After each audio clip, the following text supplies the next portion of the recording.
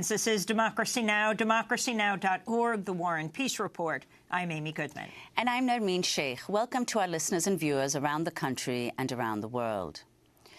On Tuesday, President Trump met with Saudi Arabia's Crown Prince Mohammed bin Salman at the White House, where the two leaders finalized a $12.5 billion weapons deal. This comes less than a year after Trump announced a $110 billion arms deal for the Saudis. During the meeting, Trump held up posters of recent Saudi weapons purchases from the United States and said, quote, "We make the best equipment in the world." Some of the things that we're now working on, thanks, and that have been ordered and will shortly be started in construction and delivered. THAAD system, $13 billion. The C-130 airplanes, the Hercules, great plane, $3.8 billion. The Bradley vehicles, that's the tanks, $1.2 billion. And the P-8 Poseidons, $1.4 billion. Human rights groups warn the massive arms deal may make the United States complicit in war crimes committed in the Saudi-led bombing campaign in Yemen. Outside the White House, peace activists with Code Pink denounced bin Salman as a violent and dangerous war criminal. The arms deal comes as the Senate rejected a bipartisan resolution to end U.S. military involvement in Yemen within 30 days, unless Congress formally authorizes the military action. The vote was 44 to 55, with 10 Democrats joining the Republican majority to block the legislation, and Arizona Senator John McCain not casting a vote. The U.S.-backed Saudi-led airstrikes and naval blockade have devastated Yemen's health, water, and sanitation systems, sparking a massive cholera outbreak and pushing millions of Yemenis to the brink of starvation.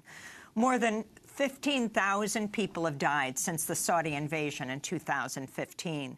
During an interview on CBS 60 Minutes, Prince Mohammed bin Salman blamed the humanitarian crisis in Yemen on the Houthis. This is host Norah O'Donnell questioning bin Salman.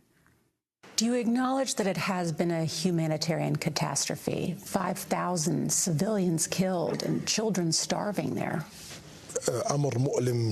It is truly very painful, and I hope that this militia ceases using the humanitarian situation to their advantage in order to draw sympathy from the international community.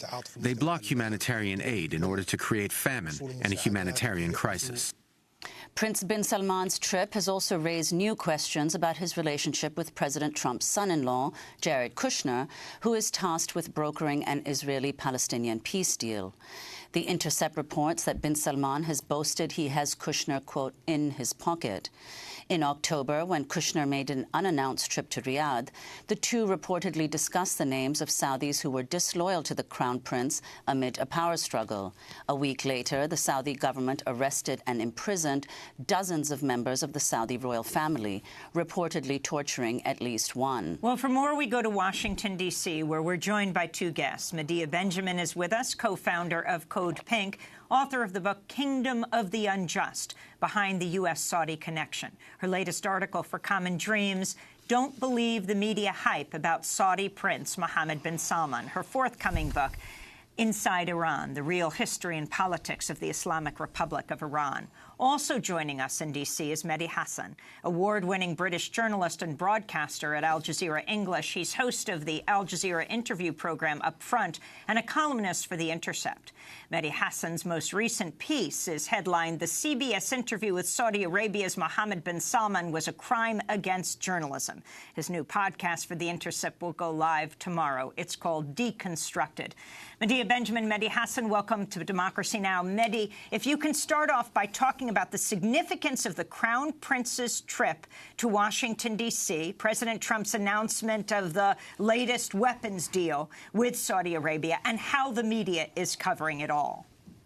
Thanks, Amy. Yes, it's a big deal. MBS is on his tour. He's been to the UK. He's coming to the US for a 2-week tour. He's not just going to be in D.C. with Trump and the administration. He's also visiting the Facebooks and the tech guys in Silicon Valley and Hollywood, too, because he's a reformer or he's a revolutionary, or that's what some in the US media want us to believe. 60 Minutes, you just played some clips there. Nora O'Donnell on 60 Minutes did this awful interview. Yes, I wrote a piece saying it was a crime against journalism, because here is a guy who is the representative of an absolute monarchy, is going to be the next absolute monarch, is de facto ruler of that absolute monarchy with one of the worst human rights records in the world, in the midst of an awful war in Yemen, as you just mentioned, and yet he comes to the US and is treated as a reformer, a revolutionary, gets softball questions, gets a meeting with Trump in the White House where they talk about arms sales, so more war in Yemen with more American arms. The whole thing is a travesty, and if it was an Iranian government official or a North Korean official or a Syrian official, we would all be up in arms. And yet, because it's a US ally, 80 years a US ally, we kind of accept it and shrug our shoulders. Medea Benjamin, you've written extensively about Saudi Arabia. Code Pink had a protest outside the meeting yesterday. I want to continue with this issue of U.S. media coverage of the Crown Prince. It wasn't just the CBS interview that lavished praise on Mohammed bin Salman. Last month, Washington Post columnist David Ignatius interviewed Salman in Riyadh and wrote a piece headlined, "The Crown Prince of Saudi Arabia is giving his country shock therapy," in which he praised Salman's reform on women's rights, saying there is, quote, cultural ferment in the kingdom. Ignatius went on to write, quote, "Women tell visitors what kind of cars they plan to buy when they're allowed to drive in June. New gyms for women are opening. Women entrepreneurs are operating food trucks, and women sports fans are attending public soccer games." Ignatius also mentions that MBS, Mohammed bin Salman, gave the interview entirely in English. In the same paper, Dennis Ross wrote an op-ed ahead of Salman's visit headlined, "America should get behind Saudi Arabia's revolutionary crown prince," saying his efforts to change Saudi society, quote, "amount to a revolution from above." He alludes to the war in Yemen towards the end of the article, only to say, quote, "On Yemen, Qatar and Lebanon, had the Saudis discussed their options with the United States first, we might have created a more effective division of labor to achieve our shared aims." Medea Benjamin, your response to all of this? It's just disgusting the way the Western press is eating up the propaganda of the Saudi regime. Let's look at the basics of the Saudi regime. It is a regime where there is no freedom of speech, no freedom of press, no freedom of religion, where you could get the death penalty if you're an atheist or a homosexual. It's the most gender-segregated society in the world. Women live under a guardianship system where a man has the right to determine the most important things in the woman's life, where there are no national elections whatsoever, where there's no freedom of independent trade unions, any kind of civic organizations. This is one of the most repressive countries in the world, and it should be treated by the Western press as one of the most repressive countries in the world, and they should be able to look behind the minder tours that they get when they go to Saudi Arabia, and they are constantly taken around by government people. Saudi citizens are afraid to talk. In fact, I was at a Saudi event last night with a camera trying to talk to people. They are absolutely afraid. Even if they're supporters of the government, they don't want to be seen on the camera because they live in fear. And the media is also putting out that the Crown Prince is greatly beloved, especially by the young people in Saudi Arabia. Well, if people are afraid that they would be thrown in jail, like Raif Badawi, who's been put in prison for 10 years for a blog, of course they're not going to talk to Western reporters and give a critique of the Saudi prince, much less the kingdom itself.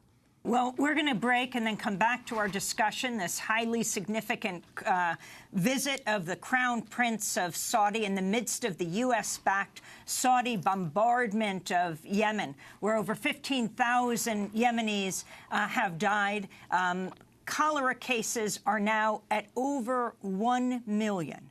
Our guests are Mehdi Hassan of Al Jazeera English and The Intercept, and Medea Benjamin, co-founder of Code Pink. Stay with us.